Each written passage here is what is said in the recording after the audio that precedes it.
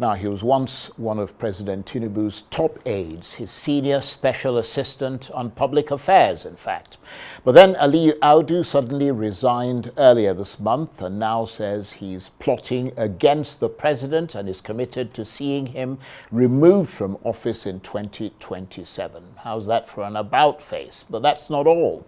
Mr. Audu accuses President Tinubu of vengefulness, alleging that he prioritizes vengeance over collective progress. Mr. Audu says he was particularly irked by Mr. Tinubu's expressions of pleasure and delight over the crisis in the opposition parties, something he says further strengthened his resolve not to support the president's re-election bid. So how is it that a man who just 2 years ago had Mr. Tinubu's back is now promising to generate the kind of radioactive kryptonite that he hopes will destroy the president politically? What has brought about this dramatic loss of confidence?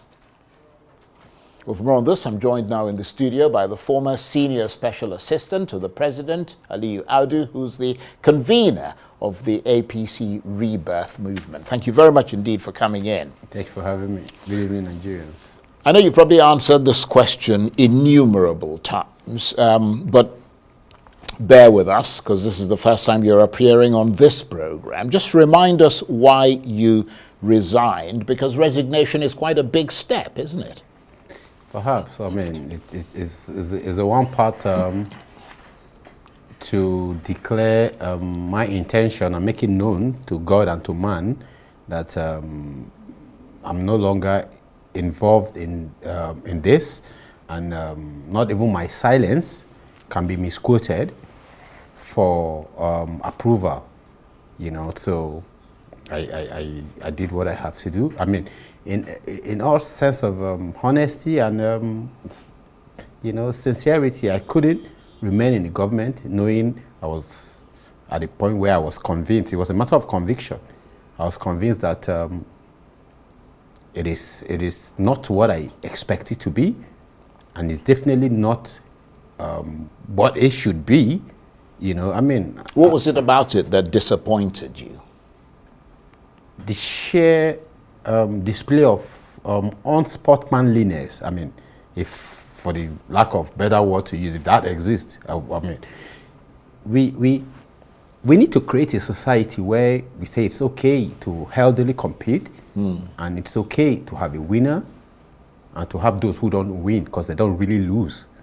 Nobody really loses, you know. The only man who loses is the man who doesn't try. You know, I mean, we need to make it normal that, you know, not winning is a part of winning. You don't win now, you work on winning next time. Yeah, but I'm trying to understand how that applies to your resignation. Exactly. With focus on the government that you were part of. Yeah, the government. Because you're speaking in parables. The government I'm part of. No, it's straightforward. You see, the most uncomfortable part of it that I've come to realize with my resignation is how we are very comfortable with pretending that our problem exists, or we acknowledge it exists. We have the energy to solve the problem, but rather expend that energy in avoiding the consequences of solving a problem. We want to build. Something is in our way. We could use the energy to go through it, but we rather sidestep it and know that thing is forever coming to haunt us. It's a circle. Yeah, but there must have been specific things that happened while you were there. The FCT minister, right, that's one of them, is in PDP, right, but he controls the APC in Rivers State and in FCT. Right. I am a card-carrying member of the APC in FCT. I ran for local government chairman in FCT in APC 2015. I did not win the primary ticket, but I was instrumental to our winning the local government. We were in opposition at the time.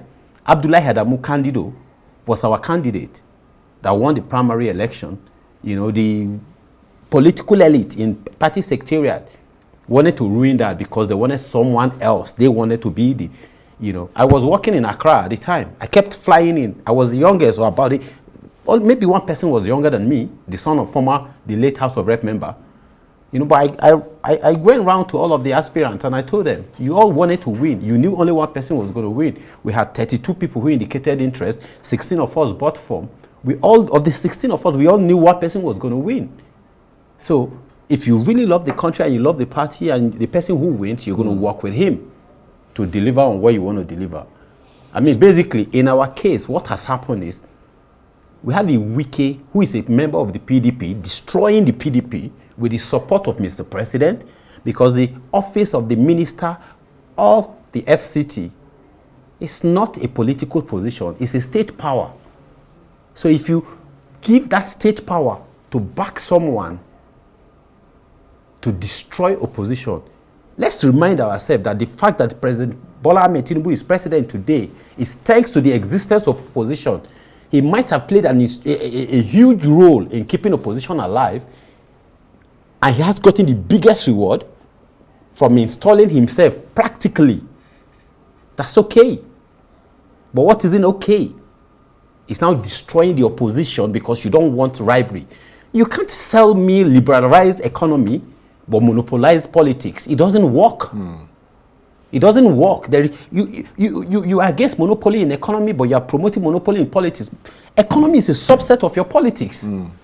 But do you think that, and I mean, there are people who will see the point that you're making, but do you think that in the same way that you're criticizing Nyesom Wike, who is in the PDP but is influential in the APC, do you think that your position, because you resigned and you've now taken sides against the president, is no longer tenable in the APC? Because, I mean, you're pointing fingers at Wike for being in another party and working with President Tinubu, but you are in the APC and working against President Tinubu. I mean, do you think that's a bit fresh? No, it's not. Let's explain. I'm not working against the president. You've said many times that you are determined to ensure that he doesn't be elected. Yeah, he doesn't win the election. That's working against him. No, I'm not working against him. That's his first step in building the kind of future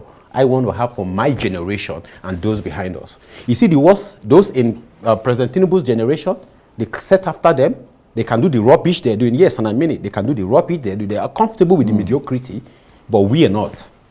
And the fact is, see, we are building. If he makes himself an obstacle in what we are building, he's over 70. He's not anymore a shareholder or a stakeholder in this country than the rest of us. Let me tell you what former President Buhari told us in 2013 when we had to pay him a visit under the leadership of Barrister Ismail Ahmed. That was at the early stage of the formation of the APC. It had not even been formed formally. You know, we knew there was going to be there was going to be an progressive, and, you know, with Barrister Ismail Ahmed leading the way, we had a movement called All Progressive Youth Forum. You know, most of us were people who came out of the Occupy Nigeria in 2012. It wasn't because we didn't like Jonathan. It wasn't because we hated him. It was because we were desirous of a better nation and he wasn't doing the right thing. 85 or more of the people I grew up with are no longer in this country. They are all abroad. They are my mates. They are intelligent set of people. They are brilliant set of people. And they are people who could be contributing to this country. They were working I worked with MTN. I was a mid-level manager in MTN. They were at that level too. These are people who, they liquidated their business, sold their houses, sold their cars. At what? To be able to wash plates overseas? And we think it is okay that we have a set of people who want to sit on our yesterday, sit on our today, and steal our tomorrow. No, it's not okay. It's not. Well, I'm impressed with your and let me say it clearly that the very essence of progressivism is contestation of ideas and thoughts and reasoning. Even within the party itself, my membership of the party was at my instance, not at President Bola Ahmed Tinubu. It's like he cannot determine my membership of the APC. It's not up to him. It's not his call. What he could approve was my appointment, which he approved, over 2 months or nearly about that, after the nomination by the his former spokesperson, Ajuri. So I have given him back that. But what I do with my membership of the party, it's not up to him, because I started doing that. Part of what I did led to his emergence. When a set of people in the party brought in you remember, I was here a couple of times. I mean, the APC rebellion started then, when we felt there were things not going right. I was a member of the committee. I was promised a land. It was taken because I refused to change my position. It is not a new. I walked away from a good paying job to do this. It is nothing new. Right. I'm not saying I am doing this. I'm saying we can all decide. First thing first, let's be very intentional about the country we want to build. Then be very intentional about what our challenges are. Then be very intentional about what we can do to fix it. Right. Then start to do it. And are there many more people like you within the APC? As we speak, who are working against the 80% president? of every card-carrying member who were responsible for his re-election, for his election. Let me tell you, the people who voted for President Bola Ahmed Tinubu were card-carrying members of the APC who didn't want to see APC lose. They were not people who were paid. And now? They are aggrieved. They are inside, but they are unhappy with So they're working from within against him. They are just waiting to see the light. People waited. Let's remember that by 2014, about 24 governors had endorsed former President Jonathan, but there were a lot of people who were inside there waiting for something to happen. Out of them, there was a G7, then there was a G5 eventually. I mean, then we saw what happened. The fact that everybody is going one way, is the sign of desperation should tell us, because whoever is at the other side knows that not everything is right. You know, and it's even more an attack on democracy, because you have governors who are supposedly doing well in their domain that are not originally APC. What has an Akwa Ibom got changing loyalty? What has Delta got changing loyalty? What impact has APC ever made in Delta or Akwa Ibom? Do you think that's all those defections are going to have a negative impact on the APC? It's going to have a negative impact on our existence, on democracy, if we don't stop it now. Right. But on the APC specifically, oh yes, you're getting all these new people. Oh yes, coming I have spent 12 years as a member of the APC, and I'll probably like to give it a shot again to run for local government chairman in Amak. But Mekalangu, the current chairman who was in PDP, has been taken to the national chairman by Wike to direct the state chairman of the APC in Abuja to register him as a member of the APC. And he told the sitting local government chairman in Amak that if he was to be re-elected, he should switch to APC, because Wike will ensure that there is no national secretary for the party to sign your nomination form before INEC, knowing that it's an essential part of your nomination. This is the same thing he's telling all the other governors. This is why they are running. So it sounds like the APC is starting to implode. Of course, because you are bringing someone to sit on my head. I mean, the queue grows from the tail. So you are growing the queue from the head. And a lot of your focus is on, I mean, you're talking about the undermining of democratic values. That's it. And you're citing the relationship between Nyesom Wike and the president. Unholy. And I mean, just tell us a bit more about how you think that's at odds with democratic values. If you want to run a government of national unity, it's institution. You can't build institution while you're destroying one. PDP is an institution whether we like it or not. APC is an institution. Labour Party is an institution. You cannot say we're going to build a Federal Republic of Nigeria is an institution. We need an institution that is bigger than individual, that is bigger than all of us. I mean, Trump won from the outside. He tried to mess up the institution. He was thrown out. But he won again. That shows you the fairness and the stability of an institution. We should aim to build that, not idolize an individual. He might have been the best yesterday. Doesn't mean he has to be the best today. Even if he is, he doesn't have to be the best tomorrow. I mean, the difference between Lagos State, whom has been under the control of the president, and the next best state is so wide that we should be concerned at why others are not catching up. This is the reason why they are not catching up. Right. So, I mean, you said you're working against the president. I'm working against his re-election. His re-election. So who are you going to work for in 2027? The God will provide that at the point. But you haven't made up your mind Like yet. I've told every single one of them who, I mean, we should not be about who will be the next president. We should be about what we expect to see in the next president. Then we look at ourselves and see who is the best among. We don't have to look for the perfect person. We just need to look for the best amongst us that is going to be answerable to us. There's going to be a transparency tag in the next president. We've got to be able to assess you. I worked for president for nearly 2 years. I didn't have a sit down with him. I'm one of his spokesperson. But he sat with Davido, who insulted him a couple of weeks before then. He sat with Jandor, who didn't even come second in Lagos election.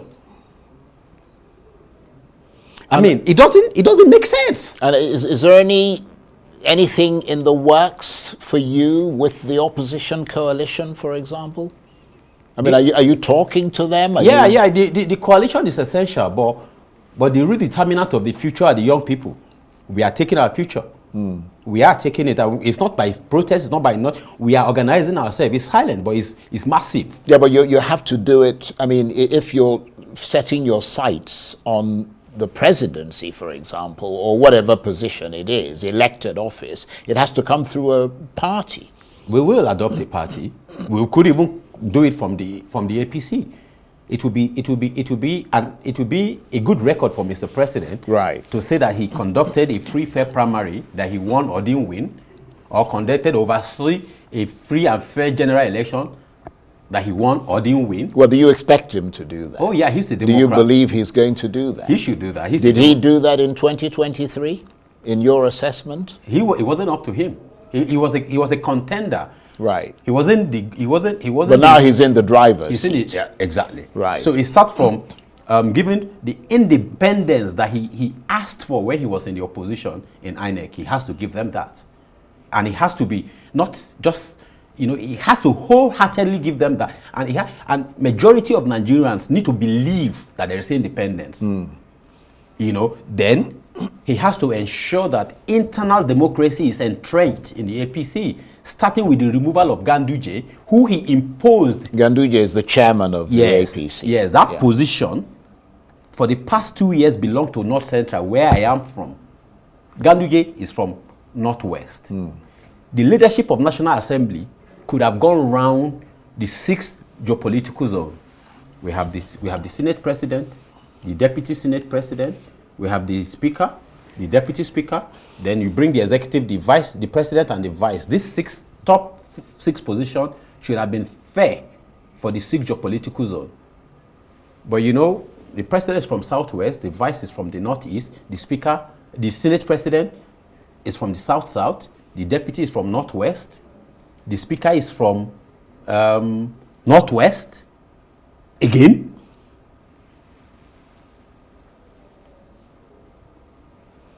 Nothing for North Central. Then the chairman that is North Central by right, you've taken it to give another Northwest person. That's not democracy.